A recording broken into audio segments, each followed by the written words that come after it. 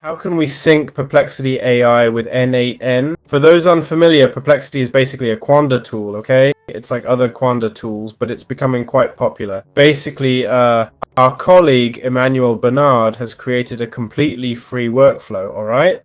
We can find it in the template section. It shows us a brief demo of how Perplexity AI works, right? It tells us that for setup, we need to go to the Perplexity API, get the API key, and in this box here we can enter the credentials to use it, basically. So how does this tool work?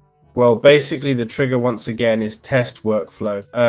That is, when we execute the script, we'll set the parameters, okay? Basically, the parameter name exists, right? Okay, it's sent in text format as we're seeing, and what it does is, well, we tell it, you're an N8N fanboy? Well, this is silly, just an example, okay? This is what we'd be telling it. Then we have the user prompt where we ask about the differences between N8N and other tools. And finally, in the last variable created here, domains, which I accidentally created, we specify the domains to use for the search. N8N.io and email.com. This determines what kind of data it should look for, right? So here in Perplexity, as you can see, we're going to insert the message, okay? In other words, we assign the system role. Remember we set it as an N8N fanboy in the parameters? Well, here it is. We have the system role contents and system prompts in JSON format. Then our prompts about the difference between make and N8N, and finally the domain. As a side note, how can we configure Perplexity? Beyond defining its role and ours, what else? Or rather, what's our question? What things are quite important here? We've also set the temperature, which is how creative it is in answering our questions, right? As you can see, we've set a low temperature here. We don't want it to be too creative, but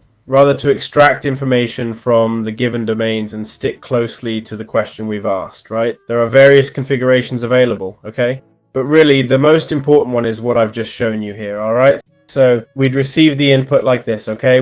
Once we get this, it produces an output, and once we have that output, we'd have it here, see? In this message here, where we get the output message, okay, as shown, it saves the output in this message content and the citations here. That is, the sources it used for the information are stored in this other part. Got it? These are some things you can do, but there's much more possible, okay? This is just an example of how to use and configure Perplexity.